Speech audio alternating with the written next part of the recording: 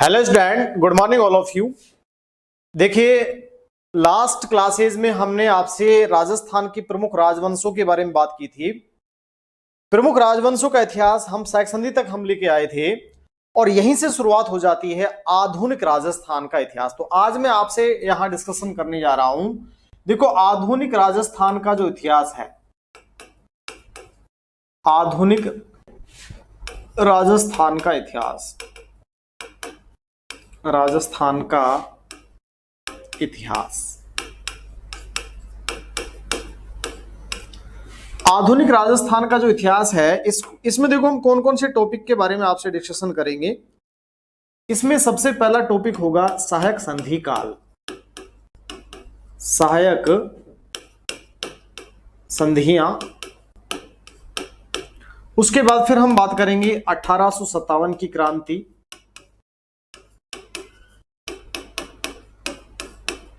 फिर हम नेक्स्ट आपसे बात करेंगे किसान आंदोलन, किसान एवं जनजातीय आंदोलन। उसके बाद प्रमुख क्रांतिकारी घटनाएं, प्रमुख क्रांतिकारी घटनाएं। नेक्स्ट हम बात करेंगे प्रजामंडल आंदोलन, प्रजामंडल आंदोलन। उसके बाद राजस्थान का एकीकरण, राजस्थान का एकीकरण।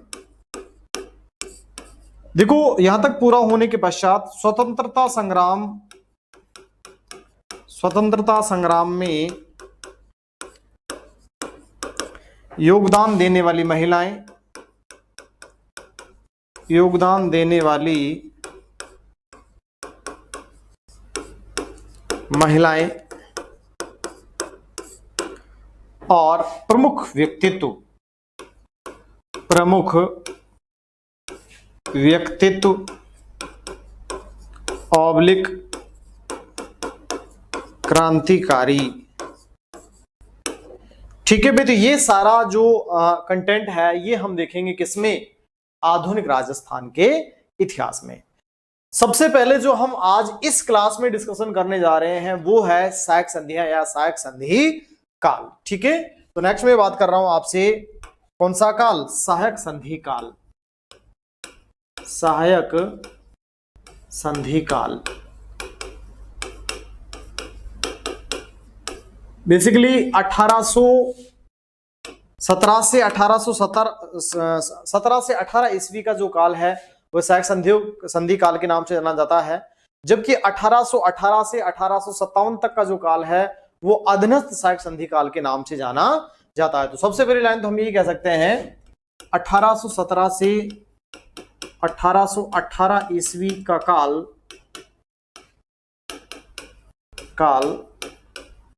सहायक संधि काल के नाम से जाना जाता है, सहायक संधि काल के नाम से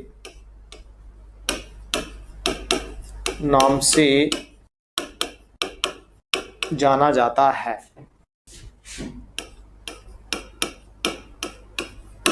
पहली बात, ठीक है। जबकि 1818 से 57 का काल, जबकि 1857 का काल अधीनस्थ संधि काल कहलाता है, अधीनस्थ संधि काल कहलाता है। अब देखिए, आप पूरी कहानी सुनिए कि ऐसी क्या जरूरत पड़ी, क्या समस्याएं थी, उन सारी बातों के बारे में मैं यहां आपसे डिस्कशन कर रहा हूं। ठीक है, यहां तक पहुंचने से पहले कौन कौन सी घटनाएं घटित हुई, देखिए मैं बात कर रहा हूं। एक तरफ थे मुगल, दूसरी तरफ थे मराठा, एक और थे अंग्रेज, और देशी रियासतों के शासक। देखिए, तीन शक्तियां यहां इधर मौजूद थी। जब तक यहां मुगल शासक प्रभुत्व में थे, मुगल बादशाह औरंगजेब तक इन तीनों शक्तियों को कहीं ना कहीं डायरेक्ट इनडायरेक्ट रूप से, देखो बहुत सारे शासकों को औरंगजेब ने पराजित किया, यहां तक कि जोधपुर को तो अपने साम्राज्य में शामिल कर लिया, खालसा क्षेत्र घोषित कर दिया। तो जब तक मुगल मौजूद थे, मुगल प्रभुत्व में थे या मुगल शासक औरंगजेब मौजूद थे, तब तक मराठों के विरुद्ध विभिन्न अभियान जो है उन्होंने भेजे। दक्षिणी भारत में, सही मायने में दक्षिणी भारत ही मराठों से संघर्ष ही उनके लिए नासूर साबित हुआ आगे चलकर। और अंग्रेज इस समय इतने मजबूत नहीं थे, औरंगजेब की मृत्यु या औरंगजेब के समय तक इतने मजबूत नहीं थे, क्योंकि प्रारंभिक तौर पर अंग्रेज जो यहां आए वो तो क्या व्यापार करने के लिए आए थे। अभी तक इन्होंने ऐसा कुछ नहीं सोचा था कि यहां कोई शासन चलाना है, ऐसा कुछ था। ठीक है, 1707 ईस्वी में मुगल बादशाह औरंगजेब की क्या हुई, मृत्यु हुई। औरंगजेब की मृत्यु के पश्चात बेसिकली इतने नालायक शासक पैदा हुए। बेसिकली औरंगजेब की मृत्यु के पश्चात उत्तराधिकार का संघर्ष प्रारंभ हो गया था, जजाओं का युद्ध हुआ मुअज्जम और आजम के मध्य, और उसके बाद मुअज्जम जो है वो बहादुर शाह प्रथम की उपाधि धारण करके गद्दी पर बैठा। आगे चलकर फिर मैं बात करता हूं तो एक शासक जहांदार शाह हुए। जहांदार शाह जो है, उनकी मृत्यु पर उनके पुत्र इतने झगड़े कि उनका शव जो है 1 महीने तक ऐसे ही पड़ा रहा। उसके बाद फिर एक और शासक हुए मोहम्मद शाह रंगीला बादशाह। तो हम ये कहें कि 1707 ईस्वी में औरंगजेब की मृत्यु के पश्चात इतने बड़े विस्तृत और मुगल साम्राज्य को संभालने वाला कोई मुगल शासक, योग्य मुगल शासक नहीं बचा था।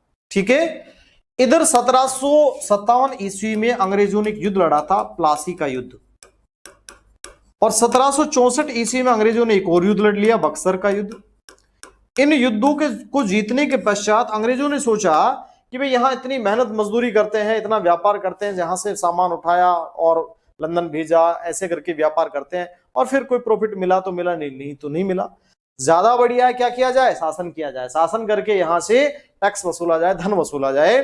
तो अंग्रेजों ने बक्सर के युद्ध के पश्चात ये सोच लिया, अपनी पॉलिसी चेंज कर ली कि अब हमें बजाय व्यापार के ज्यादा ध्यान देना है किस पर, यहां राजनीति पर, यहां राजनीतिक हस्तक्षेप पर, यहां के शासन पर। ठीक है, देखो धीरे धीरे मुगल जो है बिल्कुल पतन की ओर अग्रसर हो गए, और अंग्रेज जो है इनकी इनिशियल स्टेज थी, प्रारंभिक अवस्था थी। इस समय मुगलों के पतन के पश्चात मराठा मजबूत थे।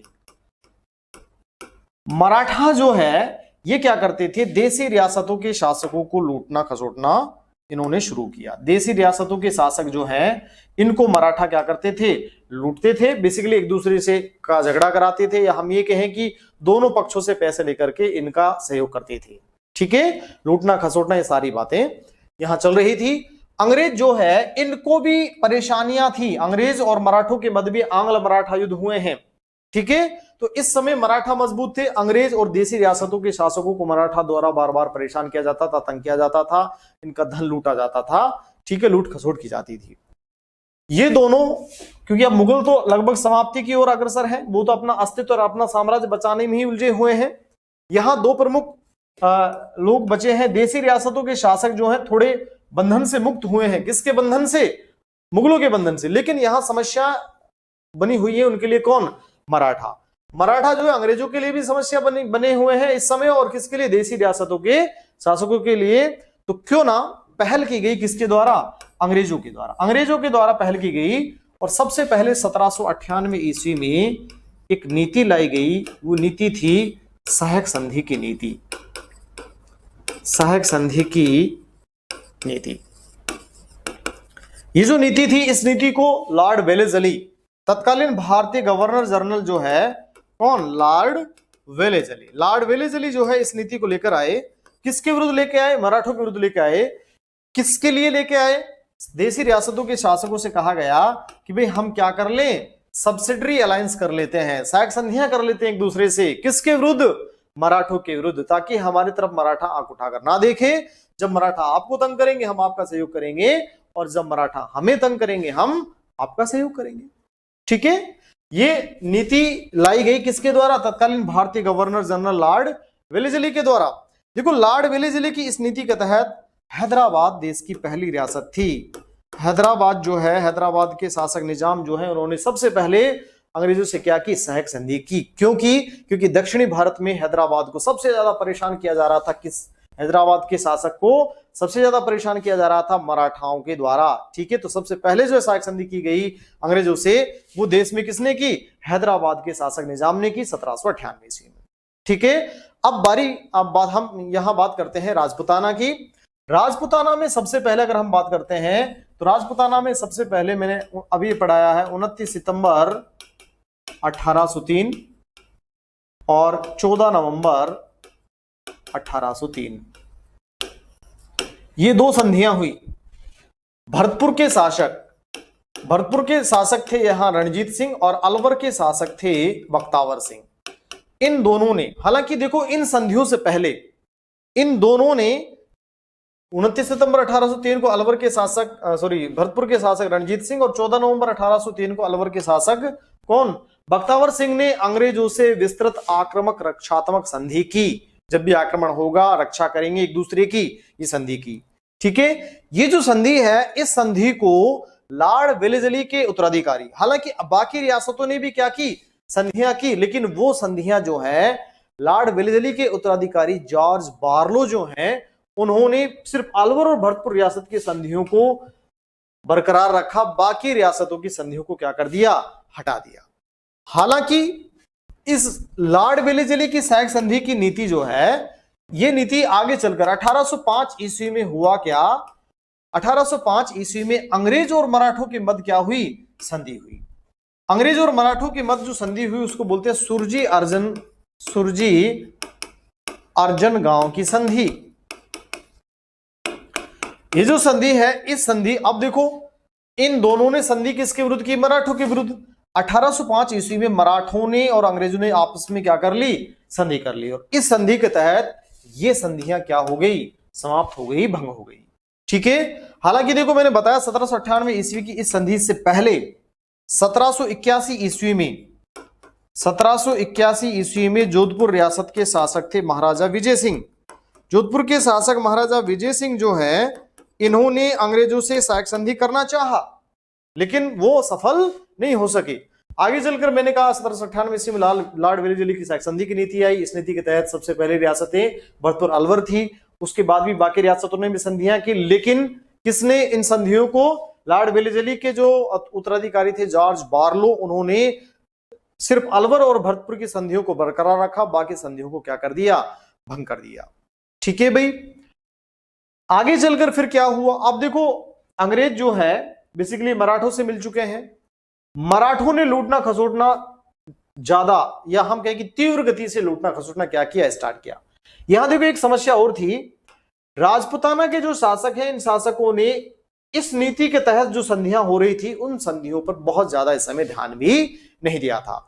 उस समय बहुत ज्यादा ध्यान नहीं दिया गया था, लेकिन जब ज्यादा लूटना खसोटना शुरू किया मराठों ने, तो फिर इनका ध्यान वापस इस प्रमुख शक्ति की ओर बढ़ा, क्योंकि अब अंग्रेज जो है मराठों को आंग्ल मराठा युद्धों में पराजित कर चुके हैं। तो अब यहां प्रमुख शक्ति के तौर पर उभर कर आए हैं कौन, अंग्रेज। अब अंग्रेजों को न मराठों के सहयोग की जरूरत है और न देसी रियासतों के शासकों के सहयोग की जरूरत।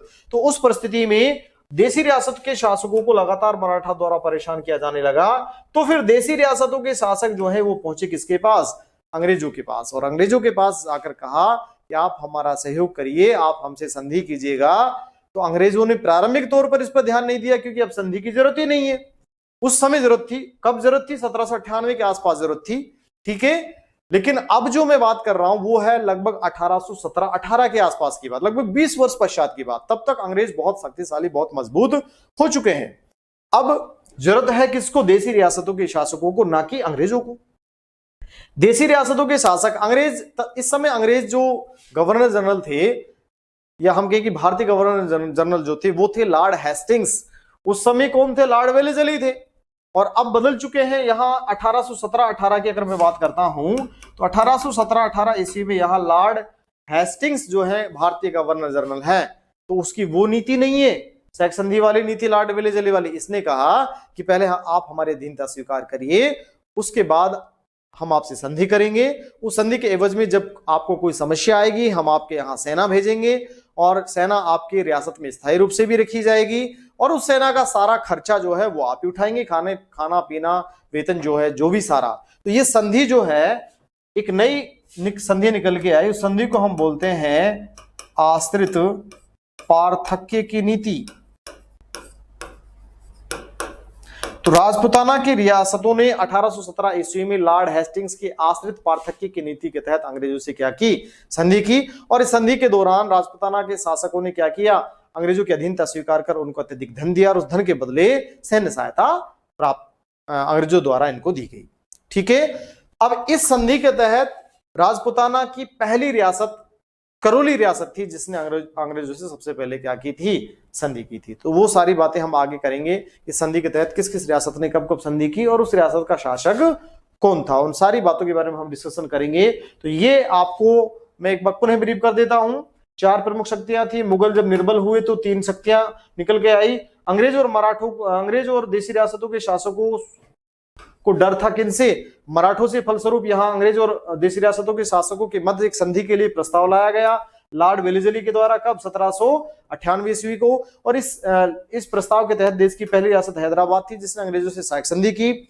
आगे चलकर देखो हम बात करते हैं इस नीति के तहत 29 सितंबर 1803 और 14 नवंबर 1803 को भरतपुर और अलवर रियासतों ने भी अंग्रेजों से क्या की थी, सहायक संधि की थी। लेकिन 1805 ईस्वी में मराठा और अंग्रेजों के मध्य सूरजी अर्जन गांव की संधि के पश्चात ये संधि प्रस्ताव क्या हो गए, भंग हो गए थे। ठीक है। उसके बाद मराठों ने, जब अंग्रेज और मराठों के मध्य संधि हो गई थी, तो मराठों ने और जोर शोर से लूट खसोटना स्टार्ट किया।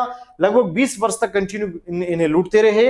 आगे चलकर 1817-18 ईस्वी में लॉर्ड हेस्टिंग्स की आश्रित पार्थक्य की नीति के तहत राजपुताना की देशी रियासतों ने पुनः अंग्रेजों से क्या की, संधि की। इस नीति के तहत सबसे पहली रियासत जो थी वो कौन सी थी, वो रियासत थी करौली रियासत। ठीक है। तो मैं वापस अपने पुराने पेज पर आपको ले चलता हूं। यहां हम कहेंगे, देखो क्या कहेंगे,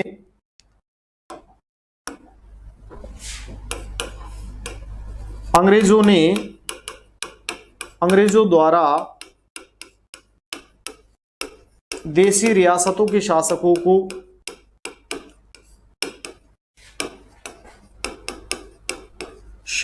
को अपनी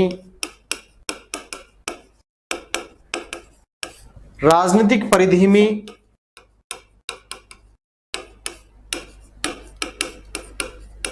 लाने हेतु तत्कालीन भारतीय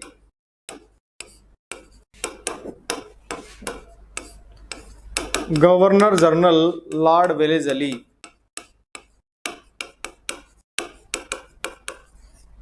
वेलेस्ली ने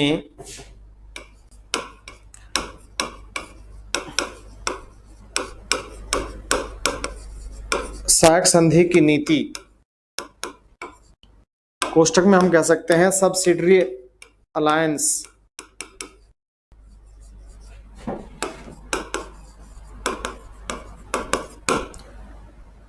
नीति का सूत्रपात किया।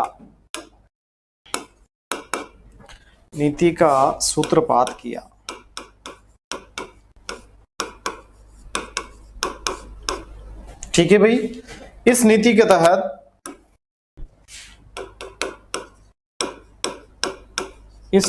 तहत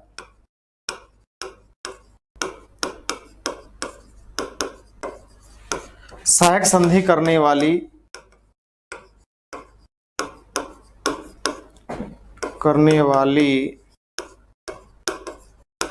देश की पहली रियासत हैदराबाद थी।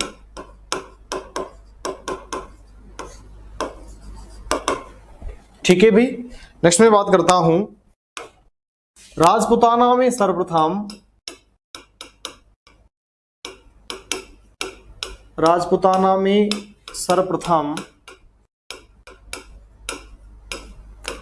1781 ईस्वी में जोधपुर रियासत के शासक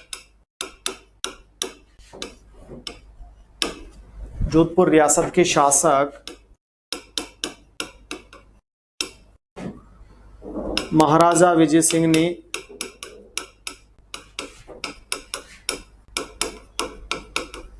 विजय सिंह ने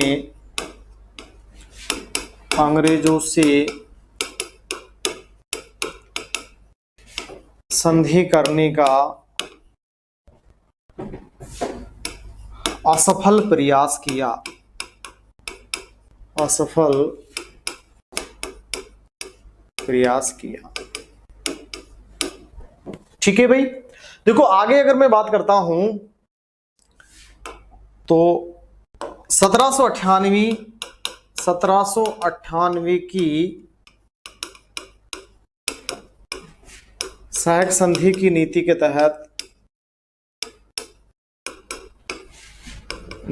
तहत सर्वप्रथम 29 सितंबर 1803 को भरतपुर के शासक रणजीत सिंह और 14 नवंबर 1803 को अलवर के शासक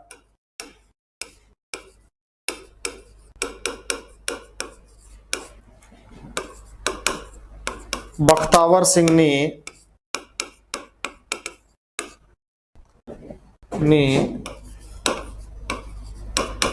अंग्रेजों से सहायक संधि की। अंग्रेजों से सहायक संधि की। और ये जो संधि प्रस्ताव है बेसिकली 1805 ईस्वी में क्या हो गए, भंग हो गए। नेक्स्ट लाइन में मैं कह सकता हूं 1805 ईस्वी में मराठा और अंग्रेजों के मध्य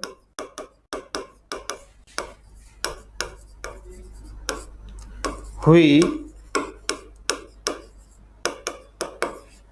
सुरजी अर्जन गांव की संधि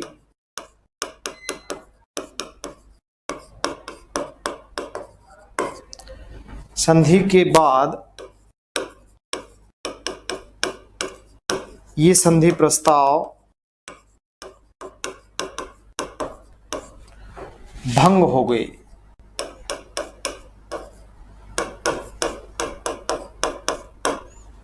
ठीक है भाई, यहां तक कोई दिक्कत? आगे चलकर देखो, मैंने कहा राजपूताना के शासकों ने अंग्रेजों से जो सहायक संधि की वो लॉर्ड हेस्टिंग्स की आश्रित पार्थक्य की नीति के तहत की 1817-18 ईस्वी में की। ठीक है, नेक्स्ट मैं बात करता हूं राजपूताना के समस्त शासकों ने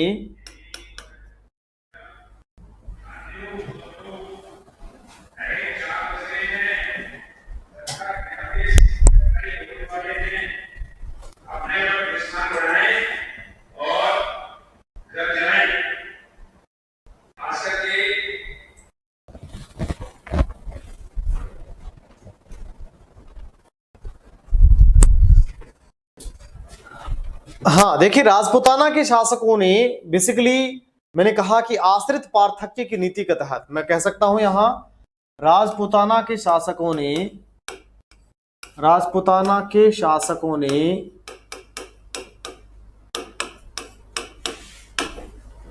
1817-18 ईस्वी में मराठा और पिंडारियों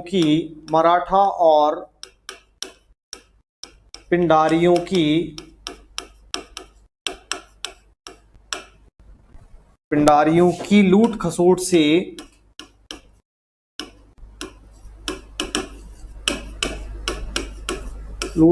से तंग आकर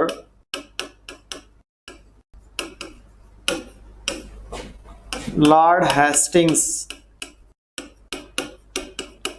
हेस्टिंग्स की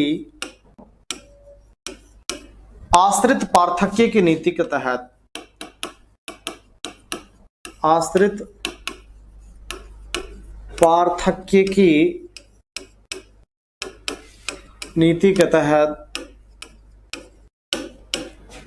अंग्रेजों से सहायक संधि की।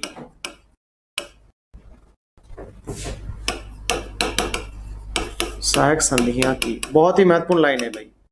देखो इसमें महत्वपूर्ण क्या है, एक तो गवर्नर जनरल याद रखना है आपको, ठीक है, और नीति याद रखनी है, आश्रित पार्थक्य की नीति, और एक समय याद रखना है। तीन बातें हैं। पेपर पूछा जाता है सहायक संधि काल, राजपुताना के संदर्भ में सहायक संधि काल क्या है, 1817-18 है, ठीक है। गवर्नर जनरल कौन थे, लॉर्ड हेस्टिंग्स थे। नीति कौन सी थी, आश्रित पार्थक्य की नीति। इन सहायक संधियों को कराने में किस किस का योगदान रहा, देखो मैं बात कर लेता हूं। इन संधियों को कराने में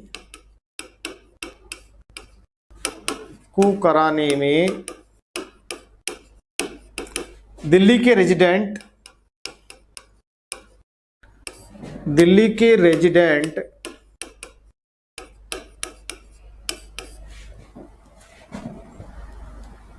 चार्ल्स मैटकॉफ,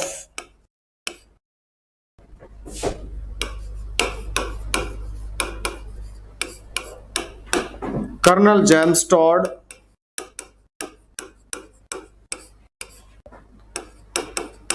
और मालवा के रेजिडेंट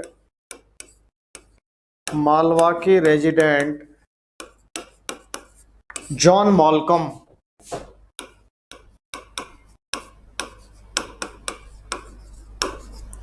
मॉलकम का महत्वपूर्ण योगदान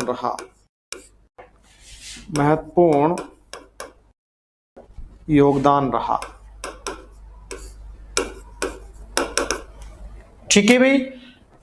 इस आश्रित पार्थक्य की नीति के तहत राजपुताना की पहली रियासत करौली थी, जिसके शासक थे हरबख्श पाल सिंह। करौली के शासक हरबख्श पाल सिंह जो है, उन्होंने सबसे पहले अंग्रेजों से क्या की, सहायक संधि की। तो नेक्स्ट टाइम मैं कह सकता हूं आश्रित पार्थक्य की नीति के तहत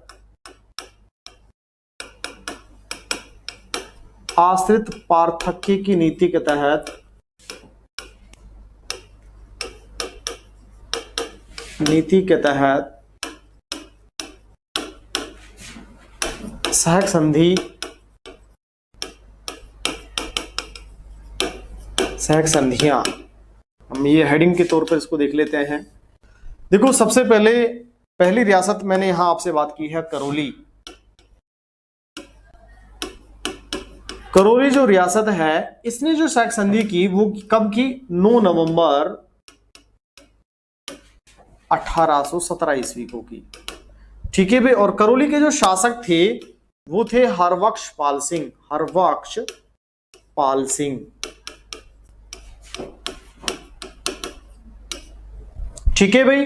बेसिकली करौली राजपुताना की पहली रियासत, हमें ये कह सकते हैं, यह राजपुताना की यह संधियां करने वाली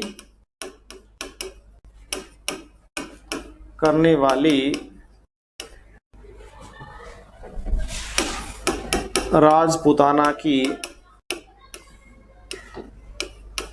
प्रथम रियासत। ठीक है भाई। उसके बाद सेकंड नंबर पर अगर हम बात करते हैं, दूसरी जो रियासत थी वो थी टोंक।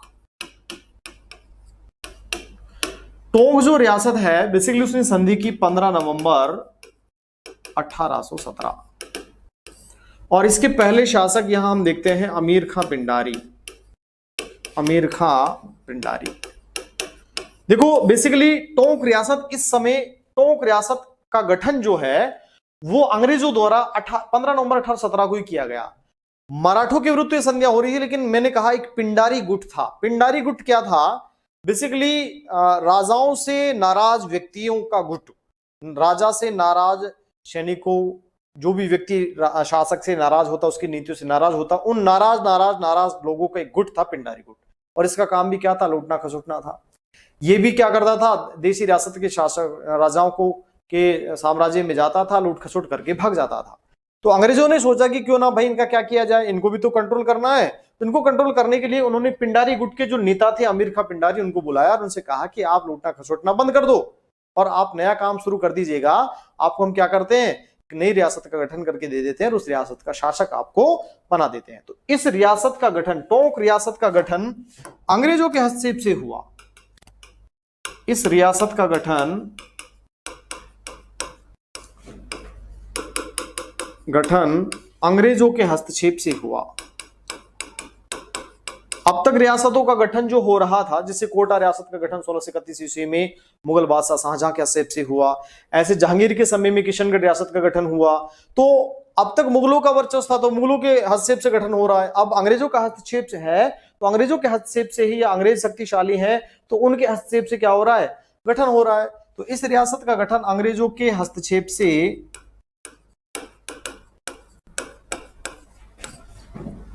से हुआ। यह है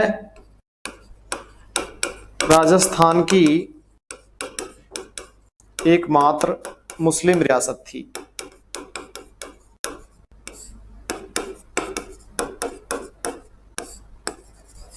क्लियर। उसके बाद देखो नंबर 3 हम बात करते हैं। तीसरी जो रियासत थी वो थी कोटा। तीसरी रियासत की बात करते हैं, कोटा। 26 दिसंबर 1817 और कोटा के शासक थे महाराव उमेद सिंह। महाराव उमेद सिंह, ठीक है। देखो करौली जो रियासत थी वो यदुवंशी रियासत थी, और टोंक रियासत जो है वो मुस्लिम रियासत थी। अब हम बात करते कोटा। कोटा जो है वो रियासत थी राजपूत रियासत। समझ में आया भाई, राजपूत रियासत। बेसिकली राजपूती की उत्पत्ति का संबंधित मत हमने पढ़े हैं। राजपूतों में हमने कोटा में चौहान वंश की बात की है। तो यह पहली राजपूत रियासत सहायक संधि करने वाली, अंग्रेजों से संधि करने वाली, अंग्रेजों से संधि करने वाली पहली राजपूत रियासत। ये महत्वपूर्ण बात है भाई, पहली राजपूत रियासत। क्लियर। देखो ये ध्यान करना, राजपूताना की पहली रियासत अंग्रेजों से संधि करने वाली करौली थी, लेकिन और पहली मुस्लिम रियासत कौन सी थी, टोंक थी। और पहली राजपूत रियासत कौन सी थी जहां राजपूत शासकों का शासन, वो थी कोटा। ठीक है भाई। ये देखो प्रारंभिक ये जो 3 रियासतें हैं ये हमें याद रखनी है, ये पेपर की दृष्टि से बहुत महत्वपूर्ण है। उसके बाद देखो आगे बात करते हैं, अगली जो रियासतें हैं, मैं नेक्स्ट बात करता हूं जैसलमेर। नंबर थर्ड में यहां बात कर लेता हूं, अगली रियासत कौन सी है, जैसलमेर।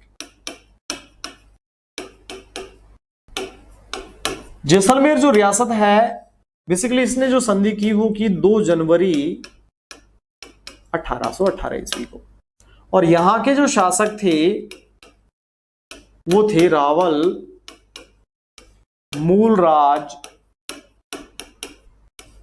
सेकंड। तो रावल मूलराज सेकंड जो है, बेसिकली इन्होंने अंग्रेजों से 2 जनवरी 1818 को क्या की, सहायक संधि की। उसके बाद नेक्स्ट में बात करता हूं अगली रियासत के तौर पर नंबर 4 जोधपुर रियासत।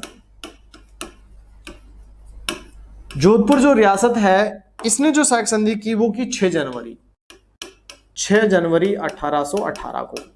और यहां के जो शासक थे वो थे महाराजा मानसिंह, सन्यासी राजा हमने इनको बोला है। इतिहास में ये सन्यासी राजा के नाम से जाने जाते हैं, सन्यासी राजा। ठीक है भाई। उसके बाद नंबर 5 में नेक्स्ट बात करता हूं। नंबर 5 है उदयपुर रियासत।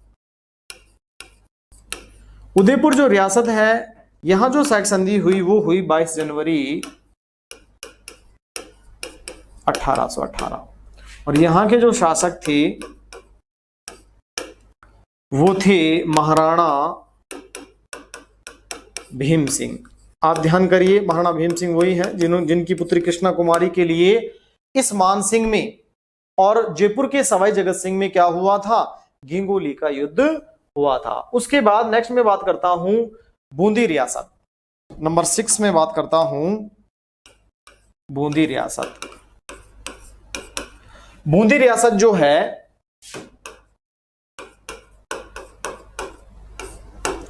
इस रियासत ने जो सहायक संधि की वो की 10 फरवरी 1818।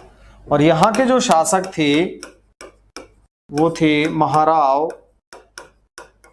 विष्णु सिंह।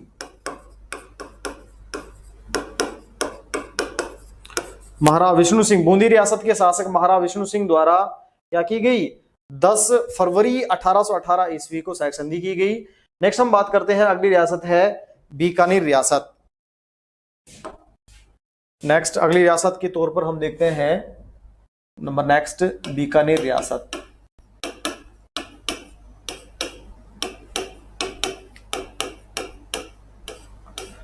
बीकानेर रियासत जो है इसने सहायक संधि की 21 मार्च 1818 और यहां के जो शासक थे वो थे सूरत सिंह। ये वही सूरत सिंह है जिन्होंने भाटी शासकों को पराजित करके भटनेर दुर्ग को अधिकार में लेकर के उसका नाम बदलकर हनुमानगढ़ रख दिया था, सूरत सिंह। ठीक है, उसके बाद नेक्स्ट में बात करता हूं, अगली जो रियासत है वो है किशनगढ़ रियासत। किशनगढ़ रियासत, किशनगढ़ रियासत की बात करते हैं तो इसने जो सहायक संधि की वो 7 अप्रैल 1818 में सहायक संधि की। और यहां के जो शासक थे वो थे कल्याण सिंह राठौड़। ठीक है भाई, किशनगढ़ रियासत 7 अप्रैल 1818, कल्याण सिंह। नेक्स्ट में बात करता हूं, अगली जो रियासत है जयपुर रियासत।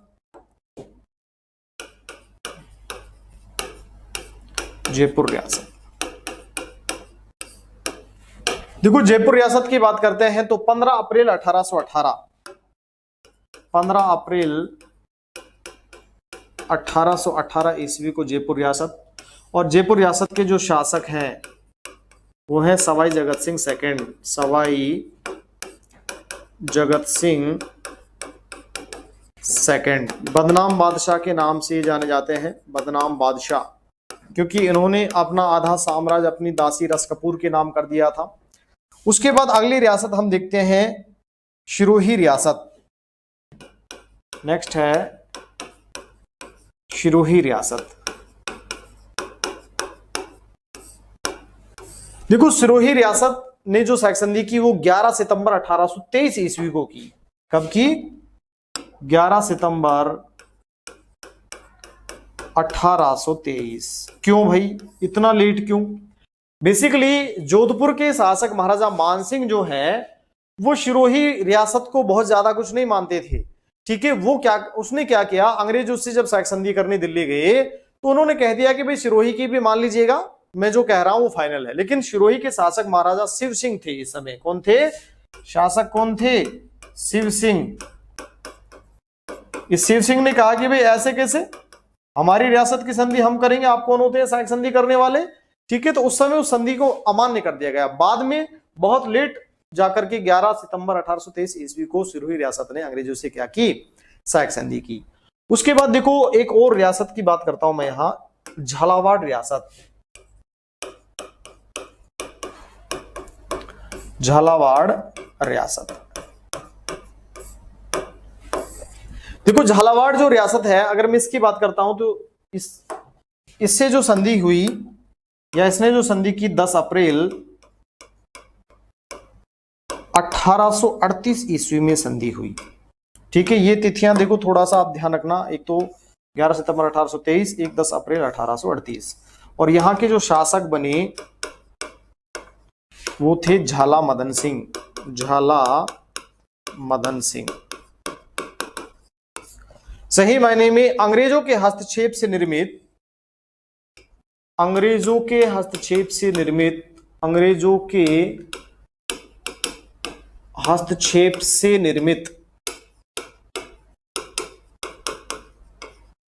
दूसरी रियासत।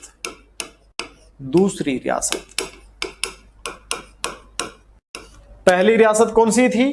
टोंक जो है संख्यात्मक दृष्टि से मैं बात कर लेता हूं। देखिए संख्यात्मक दृष्टि से टोंक जो रियासत थी वो कौन सी रियासत थी? संख्यात्मक दृष्टि से टोंक 18वीं रियासत थी। ठीक है भाई, उसके बाद झालावाड़ की बात करता हूं। संख्यात्मक दृष्टि से झालावाड़ जो है कौन सी रियासत थी? 19वीं। नवीनतम रियासत भी हम इसको बोल सकते हैं, नवीनतम।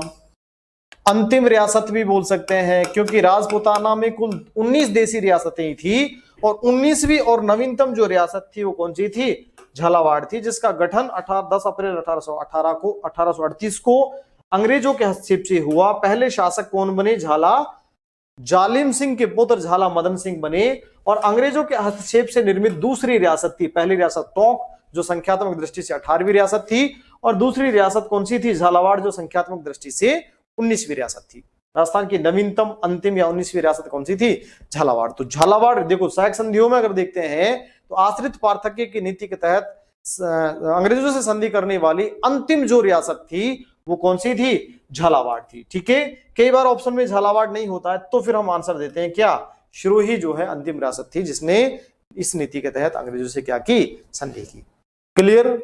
मेरे हिसाब से यहां तक आपको कोई प्रॉब्लम नहीं। सारी चीजें मैंने स्टेप बाय स्टेप समझाई, क्या परिस्थितियां थी, फिर सबसे पहले कौन कौन सी संधियां हुई, फिर किसने की, वो सारी बातें हमने की है। नेक्स्ट देखो मैं बात करता हूं इसी टॉपिक में। देखो जब ये संधियां हुई तो भारतीय गवर्नर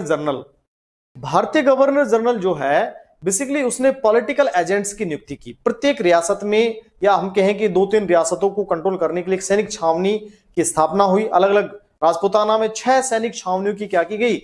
स्थापना की गई और उनके ऊपर उनको कंट्रोल करने वाले बैठा दिए गए पॉलिटिकल एजेंट। लेकिन पॉलिटिकल एजेंट जो है वो क्या करने लगे? मनमानी करने लगे। उनका कार्य केवल सैन्य था, वो सैन्य कार्यों को छोड़ करके राजनीतिक कार्यों में या राजाओं के आंतरिक कार्यों में हस्तक्षेप करना उन्होंने प्रारंभ कर दिया और वही हस्तक्षेप आगे चलकर 1857 की क्रांति में परिवर्तित हो गया था। वो उसको हम देखेंगे तो हम कह सकते हैं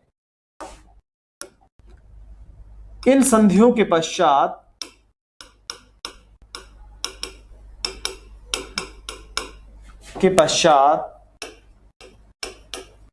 देसी रियासतों की सुरक्षा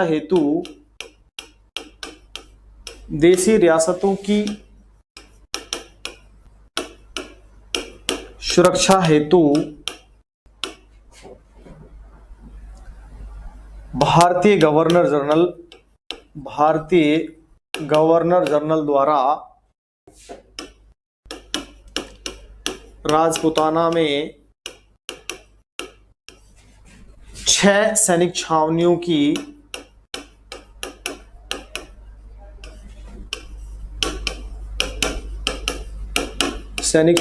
की स्थापना की।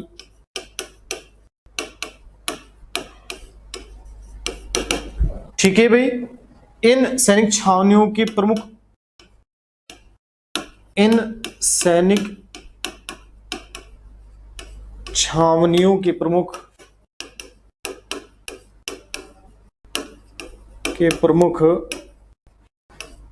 के रूप में पॉलिटिकल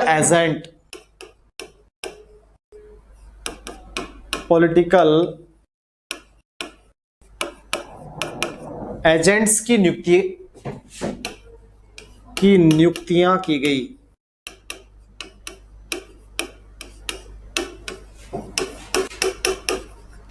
ठीक है भाई, ऐसे करके देखो कर्नल जेम्स टोड जो है उसे मेवाड़ का पॉलिटिकल एजेंट नियुक्त किया गया और इन संधियों के तहत ही वो मेवाड़ आए और यहां आकर के उन्होंने अपना इतिहास का कार्य लेखन जो है वो शुरू किया और आगे चलकर वो राजस्थान के इतिहास के पिता में तक पहुंचे, राजस्थान के इतिहास के पिता में कहलाए। ठीक है, देखो चूंकि मैंने कहा कि भाई ये जो पॉलिटिकल एजेंट्स जो है ये मनमानी करने लगे, ये सैन्य कार्यों के अलावा राजाओं के राजनीतिक कार्यों या आंतरिक कार्यों में हस्तक्षेप करने लगे। इसकी शिकायतें शासकों द्वारा, देशी रियासतों के शासकों द्वारा कहां की गई? भारतीय गवर्नर जनरल के पास की गई। 1832 ईस्वी में भारतीय गवर्नर जनरल हुए लॉर्ड विलियम बेंटिंक जो है उन्होंने क्या किया? उन्होंने एक पॉलिटिकल एजेंट को कंट्रोल करने के लिए एक और पद जनरेट किया, वो था AGG, agent to governor general. AGG जो है वो सैनिक छावनियों के पॉलिटिकल एजेंट को कंट्रोल करने के लिए एजीजी का एक पद सृजित किया और राजपूताना के पहले एजीजी के तौर पर नियुक्त जो किया गया वो किया गया मिस्टर लॉकेट जो है वो राजपूताना के पहले एजीजी थे। कब नियुक्त किए गए? 1832 ईस्वी में। किसने नियुक्त किए? लॉर्ड विलियम बेंटिंक, तत्कालीन भारतीय गवर्नर जनरल ने। उनका जो मुख्यालय स्थापित किया गया वो अजमेर में स्थापित किया गया। हालांकि 1845 ईस्वी में एजीजी का जो मुख्यालय है वो अजमेर से माउंट आबू स्थानांतरित कर दिया गया। तो नेक्स्ट में कह सकता हूं पॉलिटिकल एजेंट के नियंत्रण हेतु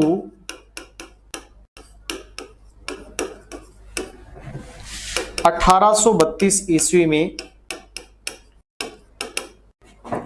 भारतीय गवर्नर जनरल कौन? Lord William Bentinck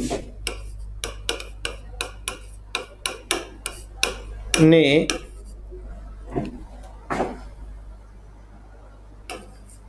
agent to governor general AGG नामक पद सृजित किया।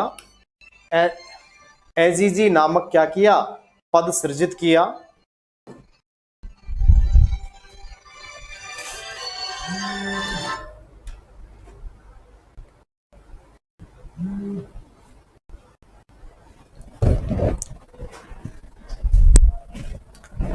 हाँ, तो पॉलिटिकल एजेंट के नियंत्रण हेतु 1832 ईस्वी में भारतीय governor general lord William Bentinck ने एजीजी नामक पद सृजित किया।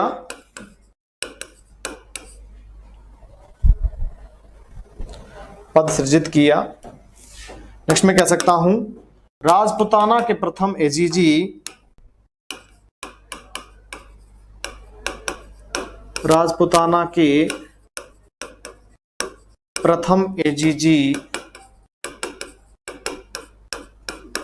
कौन बने? Mister locket. मिस्टर लॉकेट थे। नेक्स्ट, एजीजी का मुख्यालय 1832 ईस्वी में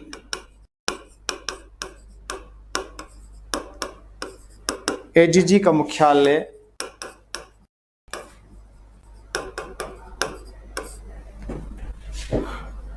अजमेर में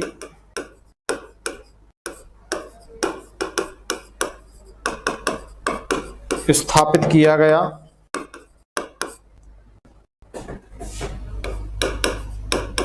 जिसे 1845 में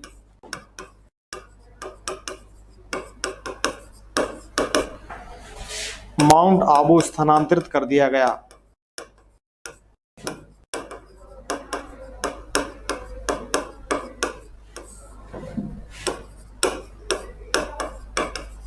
कर दिया गया। ठीक है भाई, देखो आगे मैं बात करता हूं। नेक्स्ट, राजपुताना की 3 रियासतें बीकानेर, जैसलमेर, किशनगढ़ ऐसी रियासतें थी जिनको अंग्रेजों ने खिराज मुक्त रखा, जिनकी सुरक्षा के बदले अंग्रेजों ने कोई पैसा नहीं लिया। जो धन लेते थे उस धन को खिराज बोलते थे। हम कह सकते हैं राजपुताना की जैसलमेर, बीकानेर और किशनगढ़ रियासतों को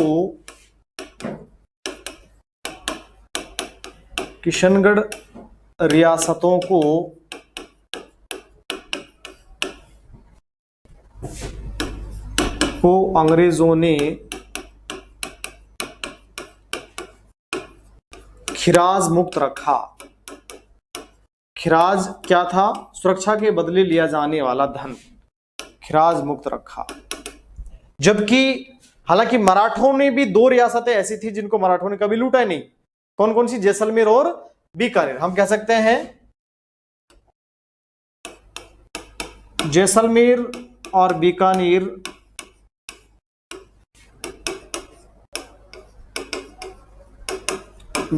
रियासतों पर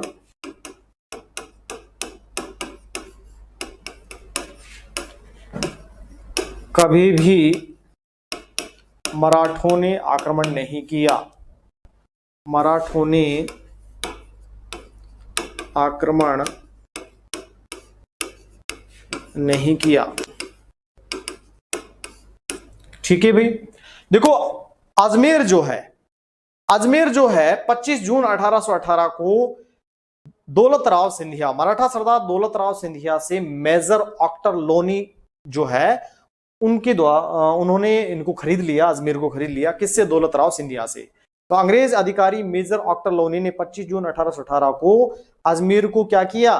दौलतराव सिंधिया, मराठा सरदार दौलतराव सिंधिया से खरीदा और इसे केंद्र शासित प्रदेश बना दिया। ठीक है, तो एक लाइन और हम यहां कह सकते हैं, 25 जून 1818 को 25 जून 1818 ईस्वी को मेजर ऑक्टर लोनी ने, मेजर ऑक्टर लोनी ने दौलतराव सिंधिया से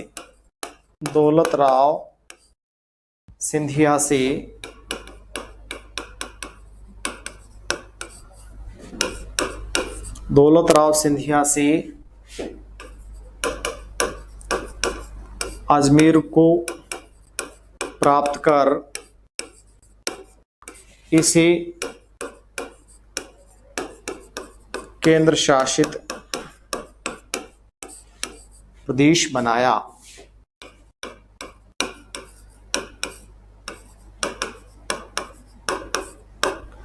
ठीक है भाई, तो इस प्रकार से देखो हमारा एक बहुत ही महत्वपूर्ण चैप्टर था सैक संधि काल। 1817-18 का काल जो है सैक संधि काल के नाम से जाना जाता है, और 1818 से लेकर के 1857 की क्रांति का काल अधीनस्थ संधि काल के तौर पर देखा जाता है। देखो इन 40 वर्षों में 1817-18 से लेकर के 1857, इन 40 वर्षों में अंग्रेजों ने ऐसा क्या कर दिया कि 40 वर्षों पश्चात ही देशी रियासतों के शासक या अन्य लोगों या भारतीय लोगों द्वारा क्या किया गया? भारतीय लोगों द्वारा क्रांति करनी पड़ी। और क्रांति की स्थितियां यहाँ ऐसी कैसी, कौन से कार्य अंग्रेजों ने किए जिनकी वजह से भारतीय लोगों को क्रांति के लिए मजबूर होना पड़ा, वो सारे कारण और उन सारी बातों को हम आपसे नेक्स्ट क्लास में डिस्कस करेंगे।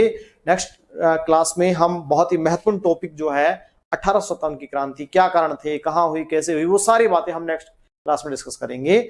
आज के लिए इतना ही, धन्यवाद।